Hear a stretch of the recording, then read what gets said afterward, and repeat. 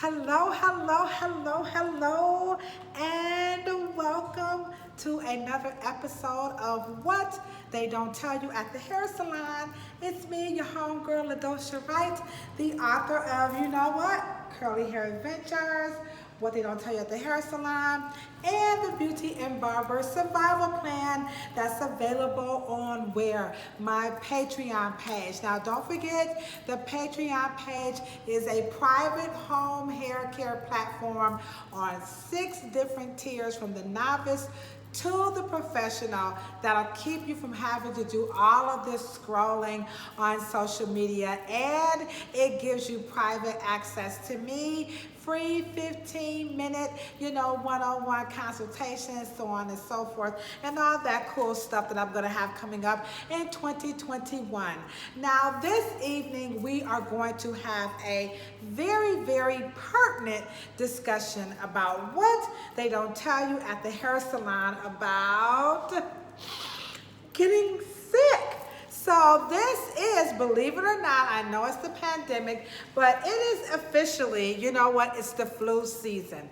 And so when we get sick, a lot of things really happen aside from not feeling well, aside from losing weight, aside from having to go to the bathroom so often, aside from feeling fatigued, aside from feeling irritable. You know what's going to happen on top of that? You know what? Our hair. So this is one of those topics that people are always asking me about, because when you think of illness, okay, typically people think of a cold or something like that. You're just not feeling well.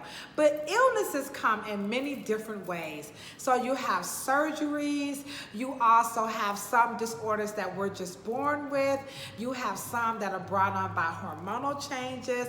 We have some that are brought on, just by regular aging, We also have some sicknesses that are brought on, by medications. Trauma, like in a fire, an accident, even emotional trauma. So these things really, really do affect our hair. And so those illnesses, they come in many, many, many different forms. And the question that always comes up is, what do I do to my hair in the event I become ill or I'm already ill? Now remember that illness has a very broad spectrum, and so I'm covering all the illnesses with the exception of those that's going to cause hair loss. We're talking about, cancers.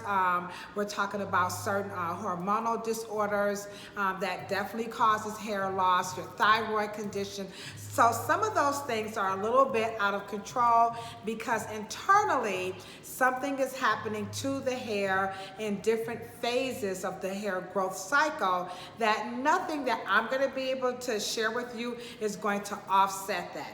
But what we can do is, for those of you who have already been through it, maybe you're coming out of it, or you want to know what's going to happen in the interim, this is going to help you just a little bit. But for those of you who are on the other side of the spectrum, who are not that medically fragile, or you don't have a disorder where you're really going to see that rapid hair loss, so this is going to help you out, all right? So let's jump right into it. Now remember, you guys know what I always want you to do, right? Hit that subscribe. That's right. Don't forget to hit the thumbs up or the heart. I can't remember. I keep forgetting which platform I'm on from day to day. So hit the thumbs up, and don't forget to share, okay? So let's hop right into it. What are some of the things that happens when we become ill? So here's what they don't tell you at the hair salon. Your hair goes through what we call a growth cycle. So the growth cycle is this acronym called ACT. And so ACT stands for anagen, catagen, and telogen. Okay, I'll say it again.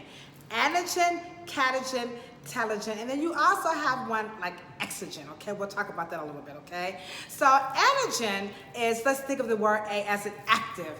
That's when the hair is going through its active growth cycle, and that's about 3 to 7 years, okay?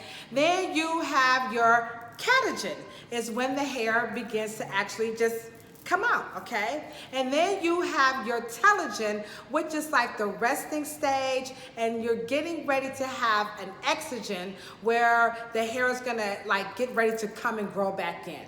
So that's a very pivotal stage. So anagen is about 3 to 7 years, depending on your genetics, okay? And then your catagen is about a month or 2, okay? And then your telogen is a few weeks. So it can vary depending on, again, your DNA and what you may be going through.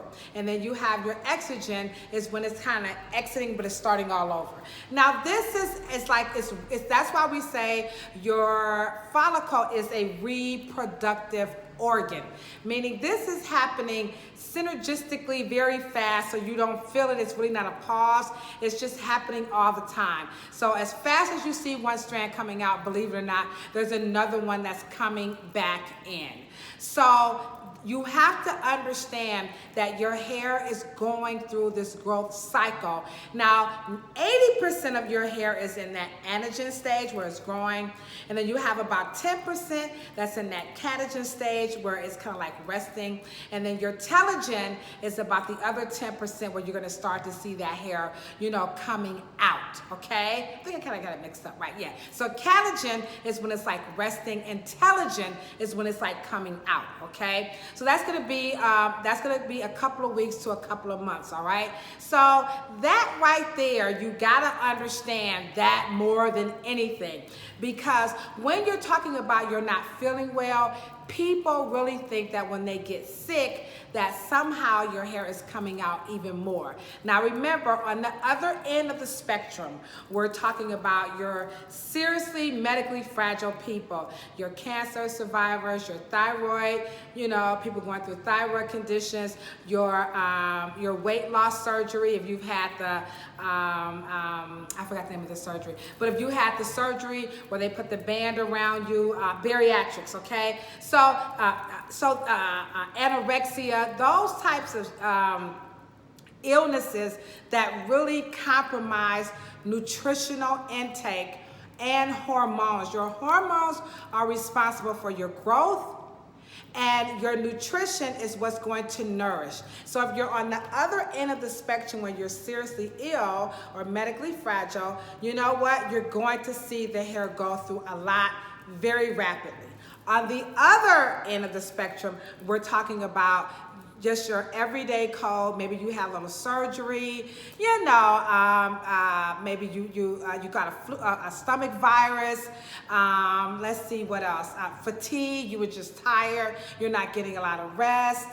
Maybe you had a diet change. You went from, you know, eating meat to vegan. These things, you're gonna see some stuff happen that's alarming, but not as alarming on the other end of the spectrum. So I'm trying to make sure that I'm not getting you all confused. So again, on this side of the spectrum, very serious. We're definitely talking about medical attention. Don't use this YouTube or any other YouTube video. You definitely want to allow your doctor to navigate your hair and your scalp wellness through their assistance, okay, and direction. Then over here, I can help you out, okay? So now that we understand that your hair is going through this cycle and it's this organ it's reproductive, it's regenerative, I'm sorry. So it's regenerating, it's always turning over. So with that being said, there's some hope when you're not feeling well. So the first thing I want everyone to understand on both ends of the spectrum, okay, is that it is imperative, I cannot say it enough, drink,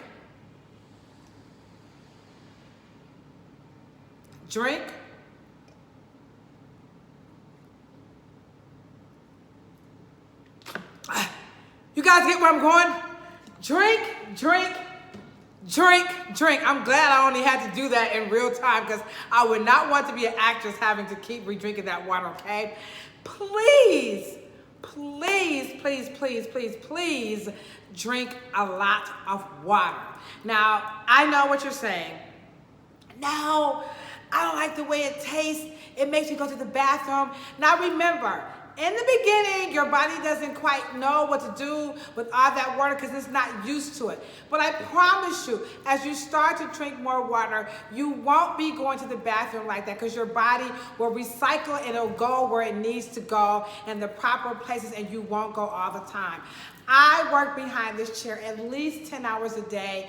I go to the bathroom just regularly, but when I was in my dehydration mode, I was drinking more liquor, more Kool-Aid, more juices, more teas, more, all that than water. When I started drinking water, oh yeah, I was going like crazy. But now my body is like, okay, don't you know, you all right, you got it together, okay? All right, so please, guys, make sure you're drinking lots and lots of water, okay? Now, I have some little things here that I'm just gonna hold up that people usually take a lot when they're not feeling well. So if you're like me, you're talking for a living, your throat gets a little dry, or you just get, you have sinus issues and, or your surgery, things where people just really take a lot of throat lozenges. We also have the good old-fashioned, your cough syrups and your NyQuils and your Robitussin and your expectorants. So here's what they don't tell you at the hair salon about these 3 medications. This is medicine. I know it tastes good, but it's medicine. They're very drying, okay? So things with antihistamines, your allergy medications, your cold medications, they really parch. Now, if you think about it's trying to dry up the mucus, right?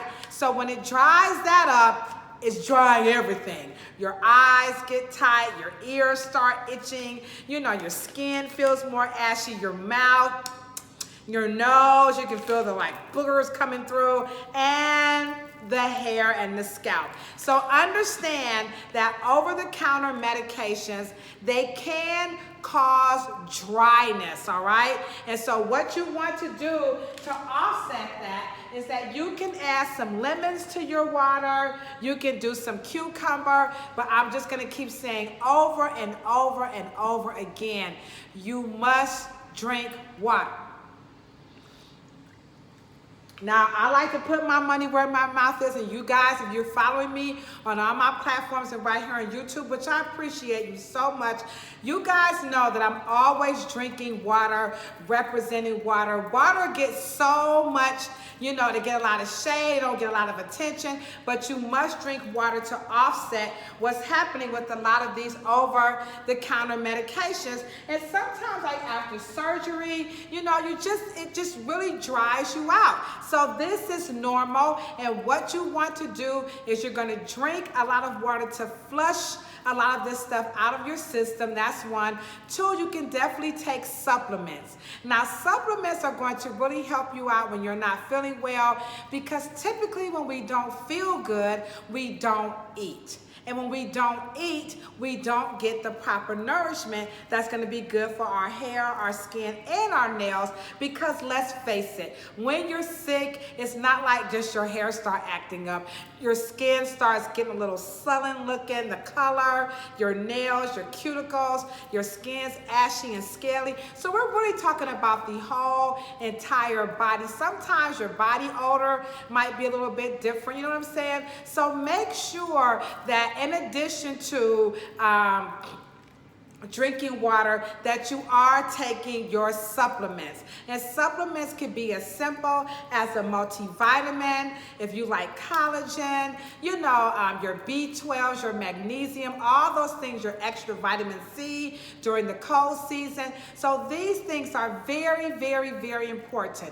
I understand that, again, we are all working our way through this pandemic. So the COVID has different effects on the body as opposed to your regular common cold. And again, that's going to vary from person to person, because some people can have this virus, and remember, they're asymptomatic, okay? Unlike another cold or a flu, you're gonna have some symptoms. But with that coronavirus, some people, they don't have any symptoms at all. all, but there are a lot of people who are disclosing that they are experiencing what's called telogen effluvium.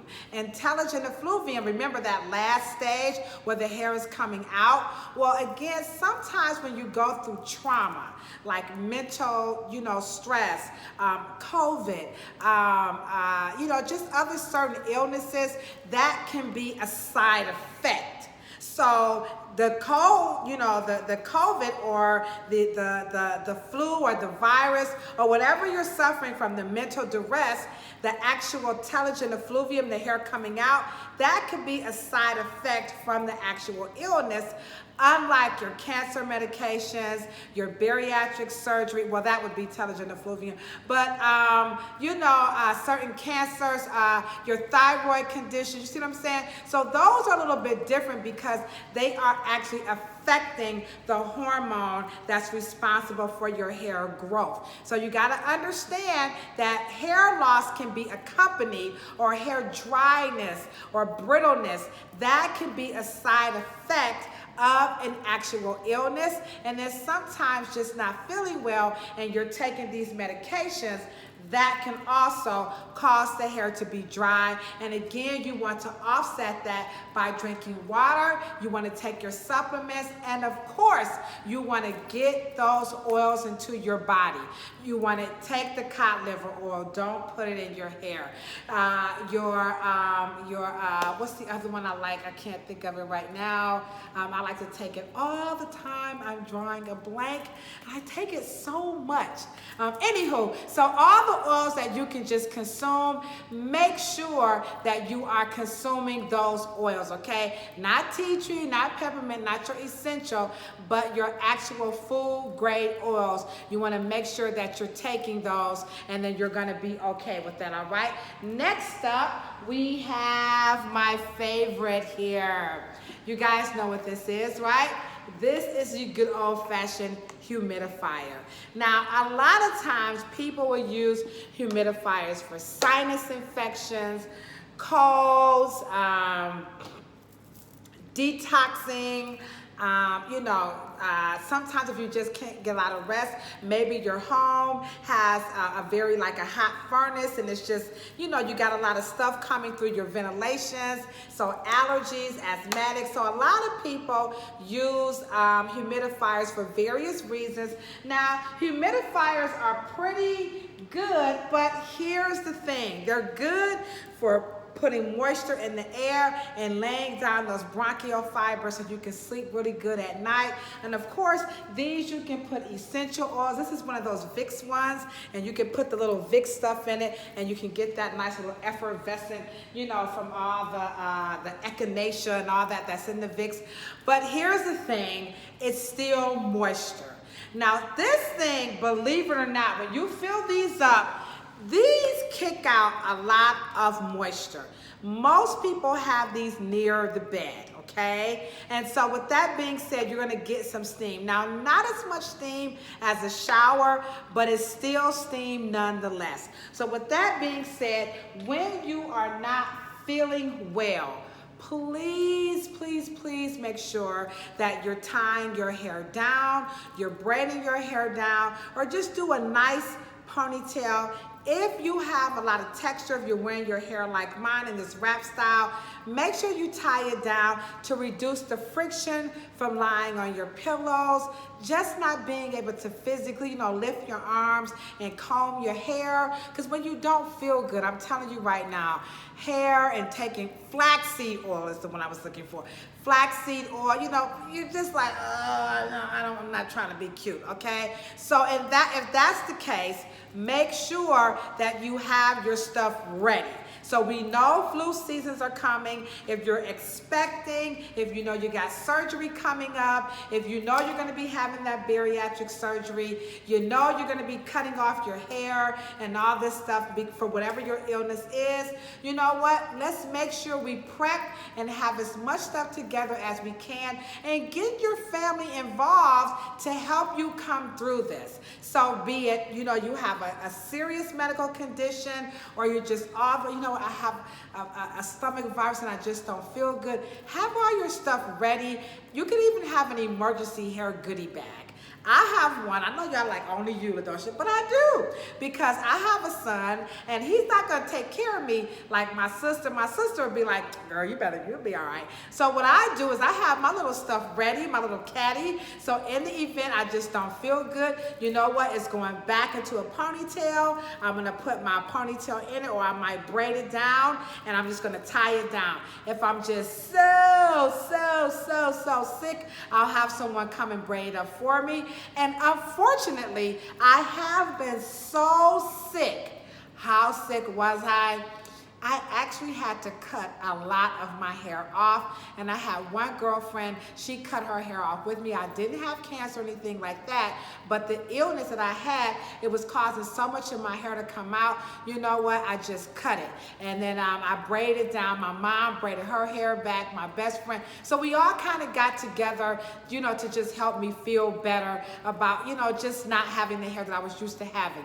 Now, for some people, it is not that serious, just cut the stuff off, but it varies from person to person.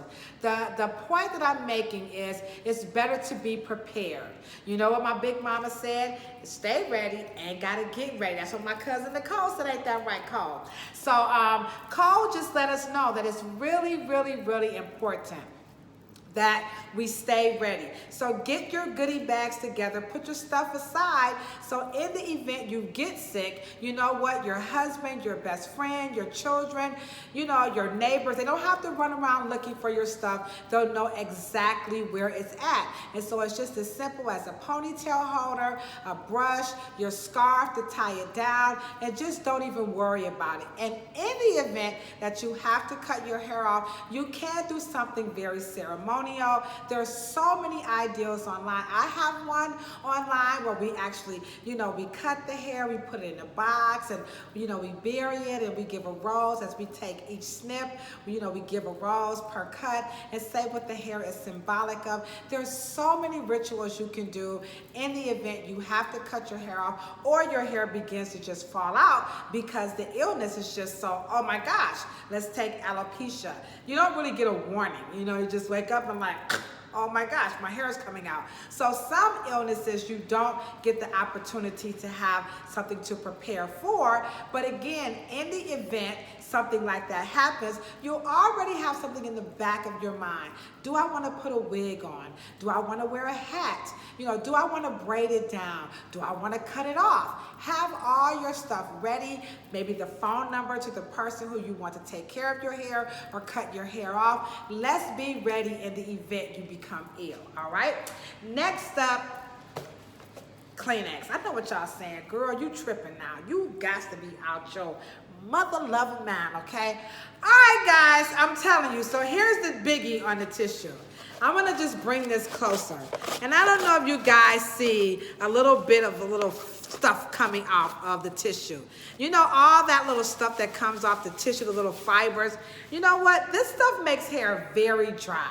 And so a lot of times when you're sick, you're blowing your nose, we know you should throw it in the basket, but sometimes you're just like, just don't feel good. And you've got tissue everywhere, okay? Tissue leaves a lot of, you know, fallout, okay? And this stuff gets in the hair and it collects like lint. All right, so I'm saying that to say, all right, make sure you are discarding your tissue away from the bed. In addition, we know germs and so on and so forth. But on a superficial note, you do get a lot of fallout from napkins, you know, tissues, even from the box itself. So if you have this stuff by your bed, you know, you got it on the couch next to you, and you're just pulling and pulling, all this stuff is going where? Right onto your hair. I know you don't think about it, but trust me, if you have locks, braids, twists, weave, children, you know, you will see this stuff in the hair. You're bedridden, people come, you know, you're laying in the bed, they're wiping you down, and they're getting all this little fallout and this, you know, left back into the hair. And we do see a lot of that. Oops, I should take that out of there, shouldn't I? Oh, that's kind of gross, okay? So you want to make sure that, you know, you discard this stuff. Don't do what I just did. Y'all know I'm going to throw this away, right? Okay? So make sure that you are throwing this stuff away so that it's coming away from the hair. Keep it away from the children, so on and so forth. And I'm going to toss this box, all right? So I hope you guys have definitely found this very, very helpful. Again, I want you to, that's my ride. Hey, boy, I'm coming. So again, make sure you understand that when you are not feeling well, first and foremost, please, I cannot say it enough, you must drink water. Water is not about hydration. It's about hydration, but remember, water is a catalyst to help everything get churning and going. So when you drink your water, all the nutrients and all the axons and dendrites and all your hormones that knows where to, flow. The water helps the cellular communication to know exactly where to go. So make sure you are drinking a lot of water, okay? Give it to the babies. Sometimes you might have to drink like your Pedialytes. Sometimes you need a little bit of electrolytes. We get that. But remember, don't play doctor, okay? It's okay if you just want to do a little bit, all right? But if you feel seriously ill, go see the doctor, all right? Don't play doctor on your head, all right? Number 2, make sure you take your supplements, because when we don't feel well, sometimes we don't eat right, and so we're not always getting all of our nutrients from our food, so supplements will help. The dryness, you can take those oils, eat them. Eat your cod liver oil, take your flaxseed oil. There's so many oils out here that you can just take and turn. It's going to help get everything nice and lubed, your collagen. Take it, eat it, eat it, eat it. You just can't put everything on. It's better if you eat it. I promise you, you're going to feel better. Maybe not faster, but when you do begin to feel better, you're going to feel great, all right? And then next up, if you're medically fragile on that end of the spectrum, let the doctor guide you through it, not this video. Don't let these YouTubers get you into a situation that you cannot get out of when it comes to your hair, skin, and nails, because this stuff is serious. Remember, your over-the-counter medications, they can be very drying when you're having surgery. All of that stuff, anesthesia, it can make you dry. So you definitely want to, put some lemon in your water. You can put some cucumbers, all types of cool stuff, all right? And then don't forget about that humidifier. It can be a little moist. Also, make sure you have that hair emergency bag. Men, y'all can have one too, because men be talking about their hair. So men, children, everybody, just get a little grocery bag, a Ziploc bag, and put your hair emergency stuff or the person's number so people will know who to call in the event. And then last but not least, tissue, paper towels, toilet paper, face cloths. This stuff leaves fallout and it gets all into the hair, and when you're not feeling well, a few days of having this stuff on the hair, your hair will feel dry. You'll have lint balls on it. It gets dislodged into the hair, especially if you're not combing it. If you have textured hair, it's going to rat and mat up a lot more. So make sure you are discarding this and keeping this away from your hair. So if you're in the bed, you're in the lazy chair, you're in the hospital, if you can talk, and hey, LaDosha said, get that away from my hair, okay? They're like, what? What are you talking about? Coming out and saying you're talking about your hair. Trust me, it has happened before, okay? So, we're not going to be sick all the time, but sometimes, when you don't feel good, hair is just not on the minds of many. You're not feeling well. You don't care what your hair looks like.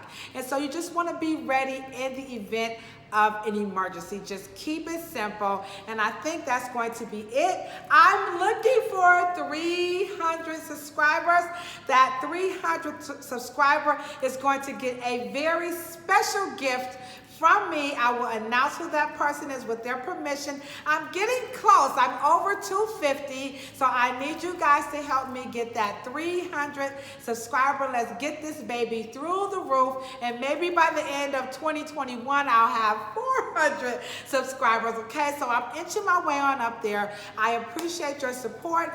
If there's anything that you want to talk about in the chat, go ahead on y'all to chat it up. You know, Dosh, what about this? What about this? I got you faded. If I don't know, y'all know I'm going to ask somebody, okay? All right, and then don't forget to check out my podcast. And of course, that's What They Don't Tell You at the Hair Salon.